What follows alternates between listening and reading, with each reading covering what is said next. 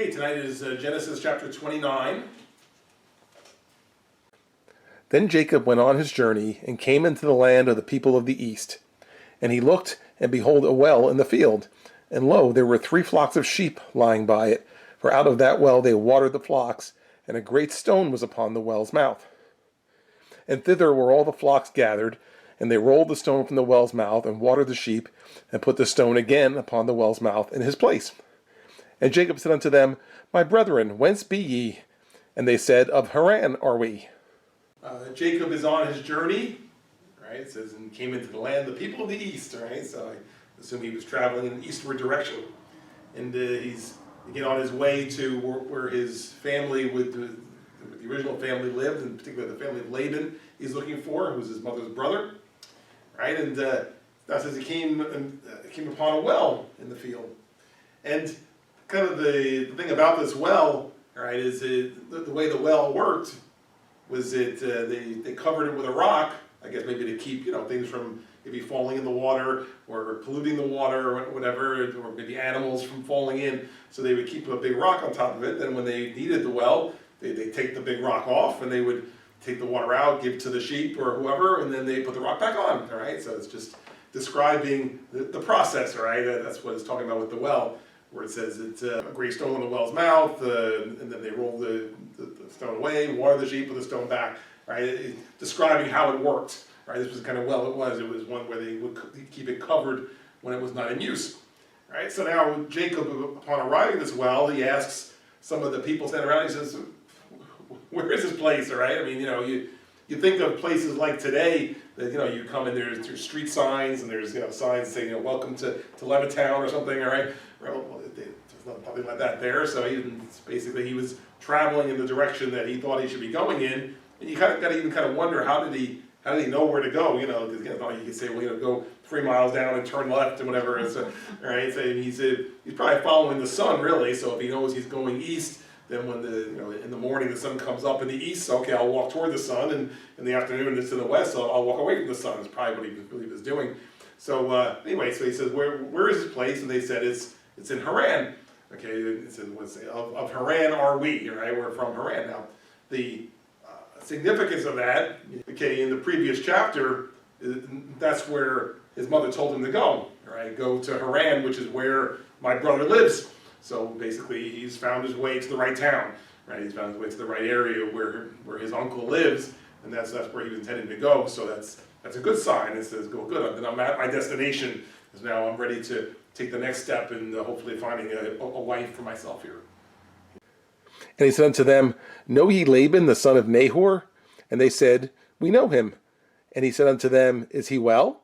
And they said, He is well. And behold, Rachel his daughter cometh with the sheep. And he said, Lo, it is yet high day, neither is it time that the cattle should be gathered together. Water ye the sheep, and go and feed them. And they said, We cannot, until all the flocks be gathered together, until they roll the stone from the well's mouth, then we water the sheep. Upon hearing that he's in the right place, so now I need the right person. So he says, Hey, did any of you people know Laban? All right, and they said they know him. Now, it refers to Laban, the son of Nahor. Okay, and now just for accuracy's sake, I will point out that Laban is the grandson of Nahor, right? But of course, they refer to pretty much any male descendants as their sons. Okay, so Nahor had a son named Bethuel, and then Bethuel had Laban and Rebekah. Okay, and Rebekah is Isaac's wife, Jacob's mother. Okay, so anyway, so Nahor is his grandfather, right? So he's from the family of Nahor. And so they said, Hey, do you know him? Yeah, we know him. He's doing good. And in fact, if you wait here long enough, his daughter's going to come and bring his sheep to this well to be watered. His daughter Rachel, right? So just hang out, and you're going to meet his daughter, which would be your cousin, right? If he identified who he was, all right? So he's okay. I'm in the right place, and I'm supposed to be looking at Laban's daughters anyway. This is one of Laban's daughters. This all sounds good. All right, everything's going pretty well so far.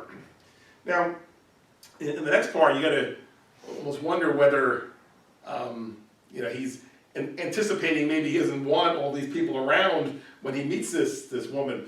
All right, because he's telling them, well, why don't you go ahead and sheep water now. This way you can go, all right? And right in 7 it says, hey, it's high day, and why don't you water the sheep, go feed them, and then get going. They said, no, that's okay. We're in no hurry, all right? And in verse 8, and in fact, what it says is, there's no sense in moving the big rock off multiple times. So we'll just wait till kind of everybody's here who's going to use the well, and then we'll take the rock off one time. Everybody can get their water, and we put it back on, right? So in other words, we're in no hurry. We're gonna hang out and wait until everybody's here. If you think about it, he's probably remembering the story of how his parents met, right? That if you remember, well, actually, of course, it wasn't Isaac there. It was the servant who was looking for a wife for Isaac, who was waiting for someone to come to the well, all right? And then Rebecca came to the well, and that's how he picked her out as the wife for Isaac, okay? So you may be able to get that, okay, it's happening again. I'm at the well, and I'm waiting for my wife to come along, and here somebody's coming from the exact family I'm looking at. So, I want one of the daughters of Laban, one of the daughters of Laban's coming here. So, I'm sure he's thinking this could be the one. So he's, trying to set it up maybe so I can have a nice meeting with her, right? But like I said, the others, they're going to hang around, right? Say, no, we're in no hurry. We'll wait till everybody's here, and then we'll water our sheep. Okay. And while he yet spake with them, Rachel came with her father's sheep, for she kept them. And it came to pass, when Jacob saw Rachel, the daughter of Laban, his mother's brother, and the sheep of Laban, his mother's brother, that Jacob went near, and rolled the stone from the well's mouth, and watered the flock of Laban, his mother's brother. And Jacob kissed Rachel, and lifted up his voice, and wept. And Jacob told Rachel that he was her father's brother, and that he was Rebekah's son, and she ran and told her father. And it came to pass, when Laban heard the tidings of Jacob his sister's son, that he ran to meet him, and embraced him, and kissed him, and brought him to his house. And he told Laban all these things. And Laban said to him, Surely thou art my bone and my flesh. And he abode with him the space of a month. As they're waiting, okay, so now here comes Rachel with the sheep, all right? And so now in 10, I'm thinking, this must be like, maybe it's like love at first sight or something, right? You're saying it's 10 when Jacob saw Rachel, he was like, whoa, and he says, here, I'll take the stone off the well. You don't have to do it. I'll take the stone off. Go ahead. Well, then let me water your sheep, right? So he's helping her out right away with this, all right? And now in 11, where it says that Jacob kissed Rachel, I'm thinking that most likely it was that they were cousins, all right? So they say, hey, I'm your cousin. Oh, okay, I'm assuming that's what it was. Not that he was so forward as to like start kissing her like a man would kiss a woman right by the well the minute he met her, all right? But it was, hey, we're cousins, all right? Let's be kissing cousins, right? And so. And then he says, of course, he's explaining to her how they're related, all right? That your father and my mother are their brother and sister, all right? So she ran. Oh, let me go tell my father you're here then, right? And so she does, and of course then Laban, hey, my sister's son, this is great. And so of course they bring him to the house, and said, feel free to stay with us pretty much as long as you want, all right? And so they stayed for a month, right? And which, now, again, if it was you or me, and somebody was going to stay at your house, maybe that would seem like a long time to stay for a month, all right? But but again, this was a different era of time, so they stayed for a month, and you assume he probably did work around the place and so forth to help out, but he was there for that period of time. And Laban said unto Jacob, Because thou art my brother, shouldst thou therefore serve me for naught? Tell me, what shall thy wages be? And Laban had 2 daughters. The name of the elder was Leah, and the name of the younger was Rachel. Leah was tender-eyed, but Rachel was beautiful and well-favored. And Jacob loved Rachel, and said, I will serve thee 7 years for Rachel thy younger daughter. And Laban said, It is better that I give her to thee, than that I should give her to another man. Abide with me. And Jacob served 7 years for Rachel, and they seemed unto him but a few days for the love he had to her. Based on verse 15, all right, as I said earlier, most likely Jacob is doing work around the farm or around the property where Laban lived, all right? So because now, after having been there for a month, they probably think, well, maybe we should, make a more official arrangement here, right? If you're going to work for me, I should pay you, okay? Because you're working, taking care of my cattle, sheep, the property, whatever. All right, so that's why in 15 says Laban says, hey, I don't want you serving me for nothing. So let's work out your wages, all right? What would you like your wages to be? How much should I be paying you for the service that you're providing to my family, my property, and so forth, all right? But Jacob's thinking, well, I don't. It's not money I want from you. Okay, I want that girl, right? Okay, so that's why in 16 it says, Laban had two daughters. Okay, it says the older was Leah, the younger was Rachel, who we already read about.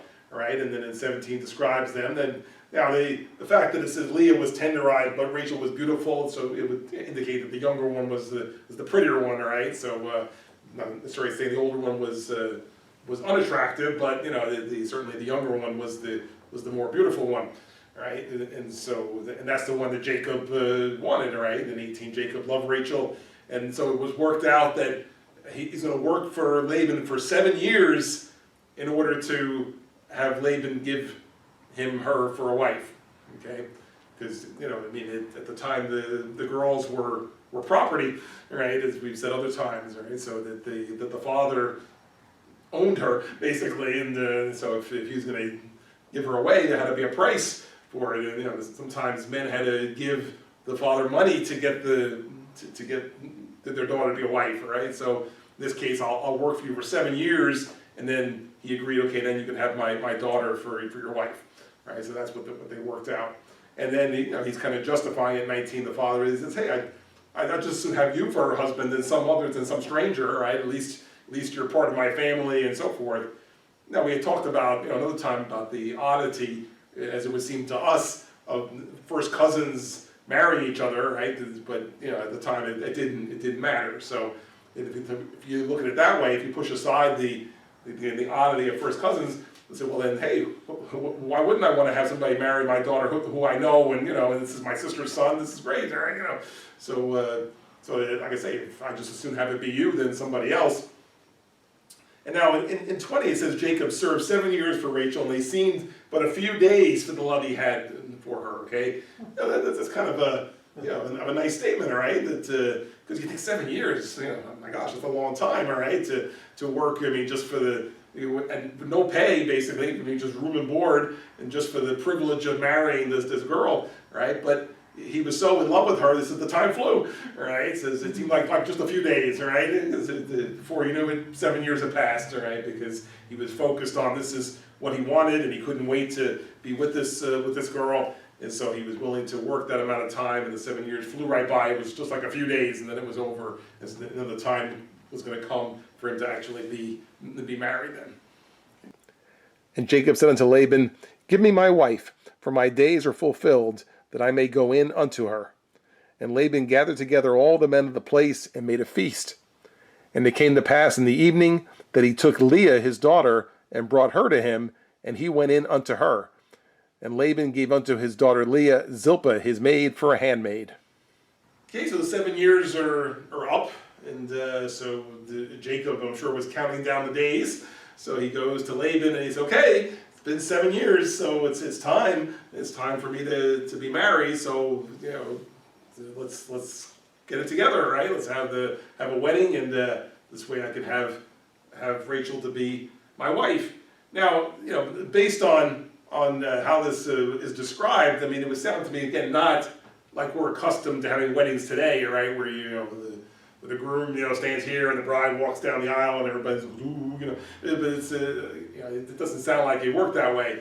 In fact, if anything, it sounds like all they did was they had like a party. They had a big feast, right? And this was considered the wedding, right? And really the act of the man and the woman coming together at night was the actual marriage, right? The consummation of the marriage, when they would share the bed together at night, right? So like I said, it's just a different way of looking at it than what we would be accustomed to today. And of course I say that because of what happened next, right? As you see what happened, it says in 22, it says Laban gathered together everybody, made a feast, so they have like a party, right? And finally when the feast is over, and now it's nighttime, and now it's time for the man and the woman to be together, right? That Laban brings his daughter to Jacob's tent or whatever, but except he's bringing the wrong daughter, right? He's not bringing the one that Jacob wanted, he's bringing his older daughter instead. So it says he took Leah, his daughter, and brought her to him,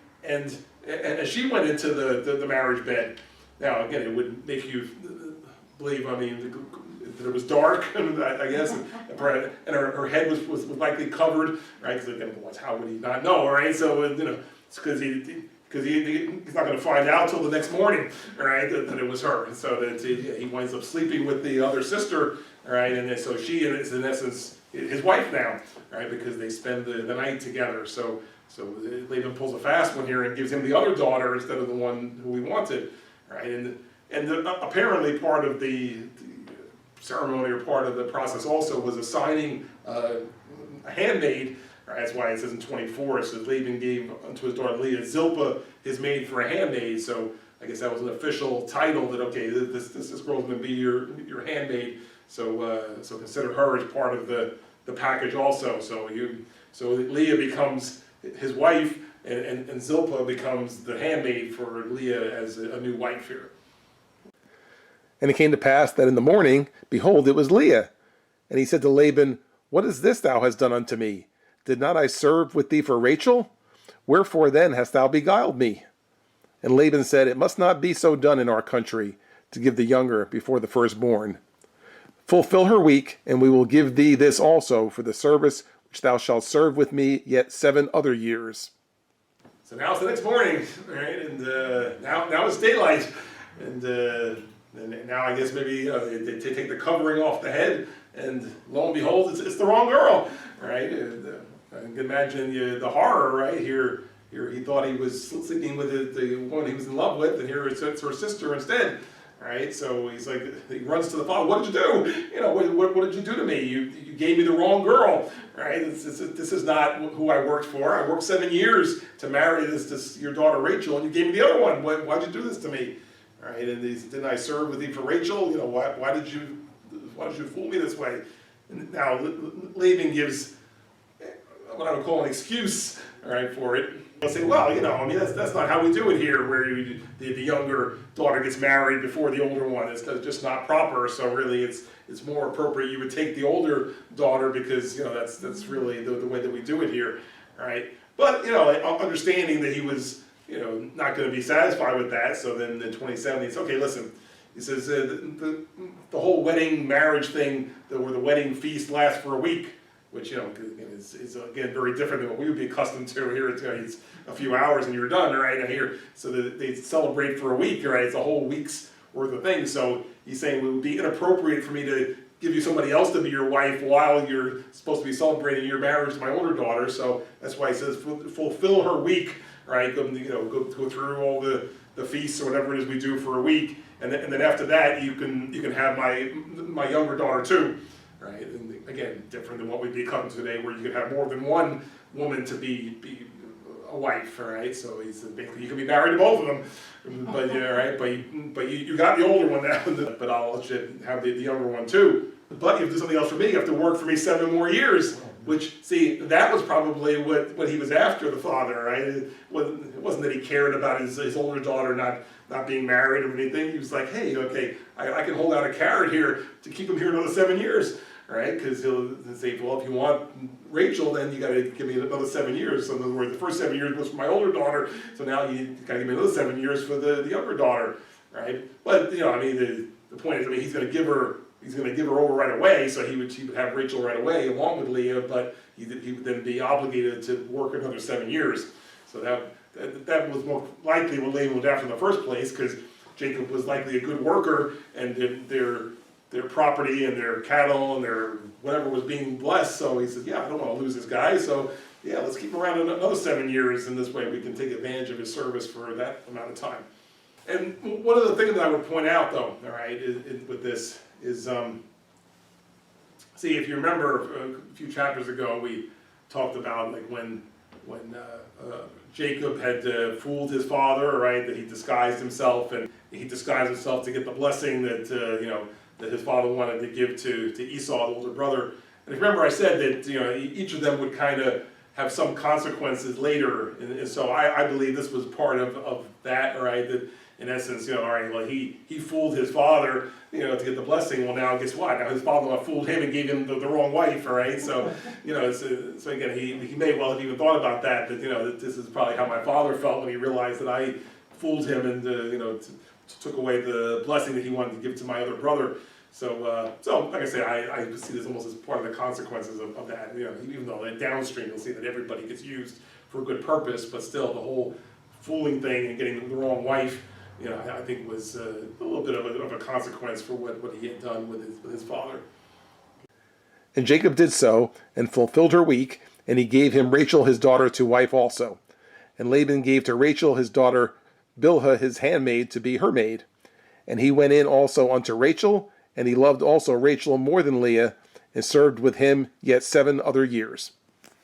Jacob goes along with the proposal, right? Because that's how much he wants Rachel. As we said, he loved her so much that 7 years seemed like a few days. So it's like, hey, well, whatever I got to do now, right? This is really who I wanted in the first place. So it says he fulfilled the week of the marriage celebration for Leah, right? And he says, and then Laban gave him Rachel, his daughter, to be a wife also. So Laban gave Rachel a handmaid also, somebody named Bilhah. All right, so this way she has a handmaid. That's why I said that earlier that must be part of the whole thing of, okay, I'm going to give my daughter in marriage, and then here's somebody to help you out. All right, so they called it a handmaid. Right, so Leah had one, and now Rachel has one.